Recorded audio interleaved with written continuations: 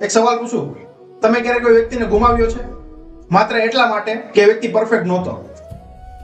એને ભૂલ કરી, તમે દિલમાં માની લીધું કે વ્યક્તિ ક્યારેય નહીં સુધરે. પણ ક્યારેક આપણે એક વાત ભૂલી જઈએ છીએ, એને પણ ઠાક લાગે છે, એ પણ ભૂલ કરે છે, અને હા, એને પણ તમારી વાતથી ખોટું લાગે છે અને એ પણ તૂટી જાય છે.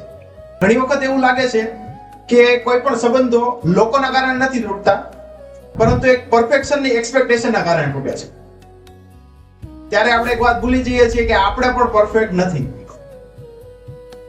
ક્યારેક એ તમારું સહન કરે, ક્યારેક તમે એનું સહન કરો. હું તમને એક એક્ઝામ્પલ આપું. આ બંને સર્કલ જુઓ, આ પરફેક્ટલી સ્મૂથ નથી, થોડાક અનઇવન છે, પણ આ જ કારણ છે કે બંને સરળતાથી એકાબીજાની સાથે રહી શકે છે અને ફરી શકે છે. એવી જ રીતે બે ઇમ્પરફેક્ટ વ્યક્તિ એક બ્યુટીફુલ, અન્ડરસ્ટેન્ડિંગ અને એક સ્ટ્રોંગ રિલેશનશિપને જન્મ આપે છે. ઘણા લોકો પરફેક્ટ માણસની શોધમાં સારા અને સાચા માણસને ગુમાવી દે છે. એટલા માટે પરફેક્ટની એક્સપેક્ટેશન છોડી સંપૂર્ણ માણસને શોધવાનું બંધ કરો અને સારા અને સાચા માણસને શોધવાનું શરૂ કરો. વિશ્વાસ રાખજો, સંબંધોની મીઠાશ ત્યાંથી જ શરૂ થાય છે. આ વાત પર વિચાર જરૂરથી કરજો, કેમ કે વિચાર જ માણસને માણસ બનાવે છે.